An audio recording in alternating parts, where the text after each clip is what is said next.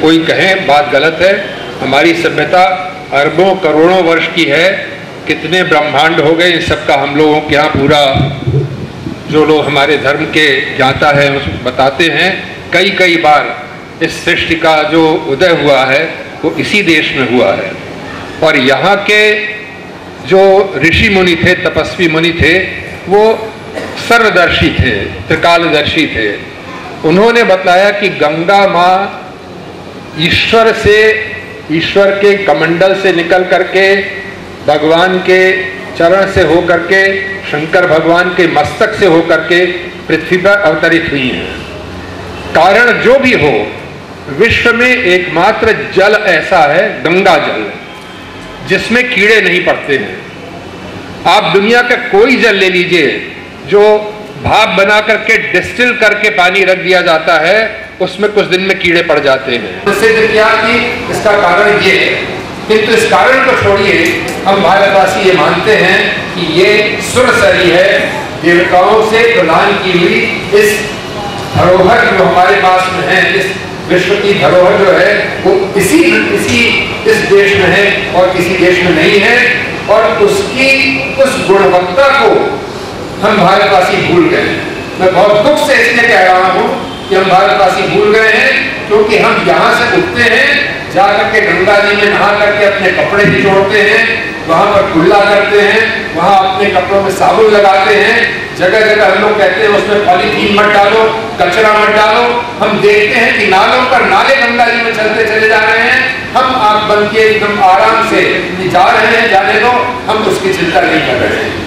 आज समय आ गया है, अगर आप नहीं जागे, अगर हमारा देश नहीं जागा, अगर हम नहीं चेते, तो हमारी गंगा जी की ये जो अद्भुत शक्ति है कि उनका गंगा जल ऐसा पवित्र है जिसमें कीड़े नहीं पड़ते, और जिसकी हमें ये मान्यता है कि अगर मरते समय हमारे मुंह में एक बूंद गंगा जल कहा जाए तो हमारा मोक्ष हो जाता है। और ये वजू में औरंगजेब भी गंगा जल का इस्तेमाल करता था, जिसकी पवित्रता को सबने माना हुआ है, जाना हुआ है। उस गंगा जल की पवित्रता को अगर फिर हम उसके लिए कभी अपने को माफ नहीं कर सकेंगे।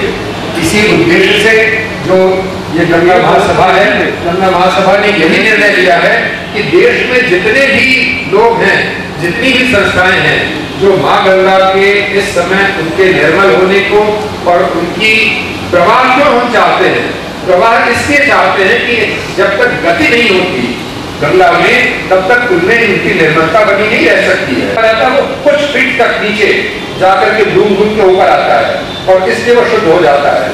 अब जब टेहरी में बांध बन गया, जहां पर 70 फीट पानी नीचे चला गया है, तो वहां का नीचे का जल शुद्ध हो ही नहीं सकता। वो गंगा जल भी नीचे जा करके अब वहां पर उसमें जानवर मर रहे हैं, उसमें बहुत सी गंदगियां आ रही हैं, तो अब वो जल नहीं हो सकता शुद्ध, ये पक्की बात है।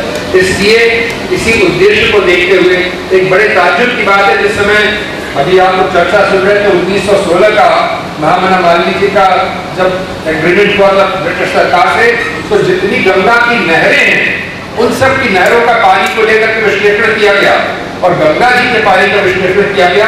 बांध से काट कर नहरों में जो पानी था उसमें वो चीज नहीं पाई गई कि उसमें कीड़े न पड़े, जबकि गंगा जी के जो अपने प्रवाह वाला जल है उसमें देखा गया कीड़े नहीं पड़ते। तो इसलिए गंगा प्रवाहित रहना आवश्यक है, तब उनकी वो गुणवत्ता बनी रहेगी। लेकिन जैसा हमारे विद्वान माननीय बंधुओं ने कहा कि अब इस समय ये मान लेना कि टेहरी बांध टूट जाएगा संभव नहीं रहता है, हमें अब उसका विकल्प देखना है। और विकल्प यही है कि जैसे हरिद्वार में एक अलग से घाट छोड़ दी गई है, अब एक टनल बनाई जाए 46 किलोमीटर पहले, 46 किलोमीटर तक इस समय बांध जो बना हुआ है टेहरी में, उसका जलाशय बन गया है। उस 46 किलोमीटर पहले से एक टनल बनाई जाए जिसमें से शुद्ध गंगा जल जो है ऊपर आगे भेजा जाए, जिससे हमको गंगा जल लगातार मिलता रहे। वो गंगा जल हमको हमेशा थोड़े से गंगा जल से, आप सब जानते हैं हमारी मान्यता है कि एक घड़े पानी में एक बूंद गंगा जल डाल दीजिए तो सारा जल गंगा जल हो जाता है। ये गंगा जल की एक तासीर है कि वो बाकी जल को शुद्ध कर देता है। वो अगर हमको टनल से पानी मिल जाएगा तो हमारा गंगा जल हमको फिर आगे मिलता जाएगा। दूसरी बात आपको ये बताना चाहता हूँ, कम से कम जब लीन पीरियड कहते हैं गर्मी में या जिस समय एकदम जाड़े में होता है, सबसे कम प्रवाह गंगा जी का ऋषिकेश के ऊपर 25,500 क्यूसेक है।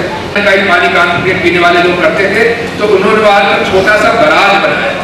अब बराज बना करके कानपुर में नतीजा ये हुआ कि थोड़ा गंगा जल इकट्ठा होने लगा और वो गंगा जल सारा का सारा कानपुर में लोगों को पीने के लिए दे दिया जाता है। पानी गंगा जल हमारा सारा का सारा कानपुर में समाप्त हो जाता है।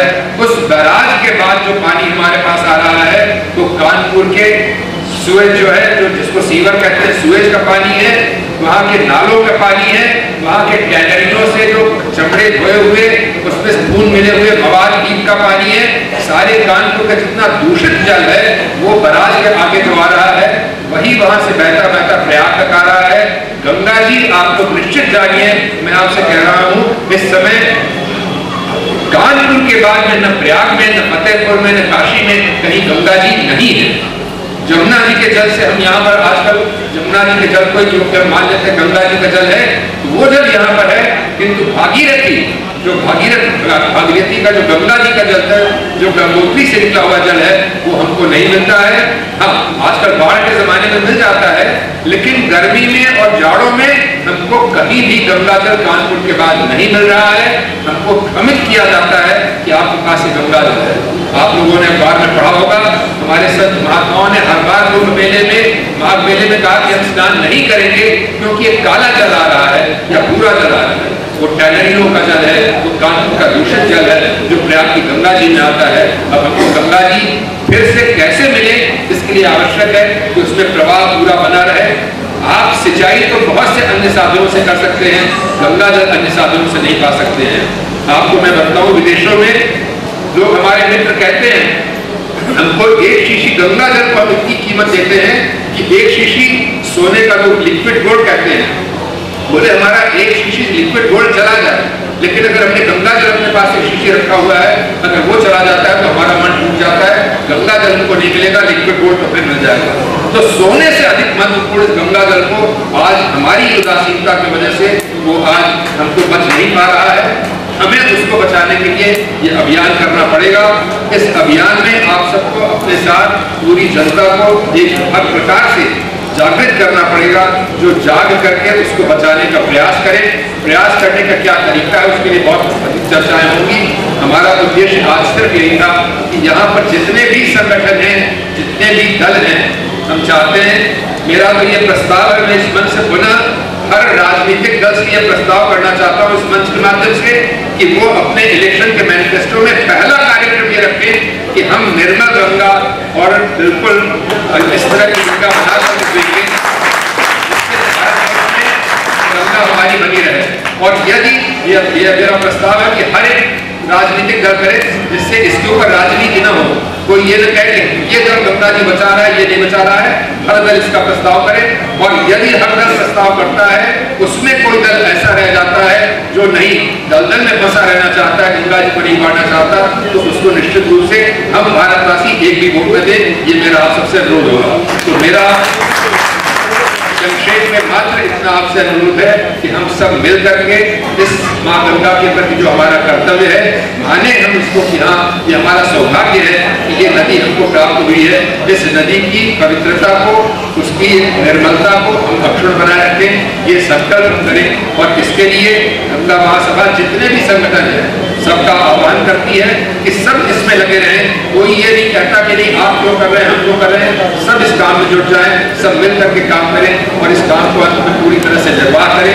यही सबसे बड़ा गंगा जी की सेवा होगी, यही सबसे बड़ी हमारी वेद की सेवा होगी। और मैं विशेष रूप से आचार्य जितेंद्र को इस कार्य में वो लगे हुए हैं, उनको बधाई देना चाहूँगा। मैं पूज्य ब्रह्मचारी जी महाराज, हरिक्षेत्र ब्रह्मचारी जी महाराज के लिए उनके प्रति अपना आभार और उनके प्रति अपना सम्मान प्रकट करता हूं।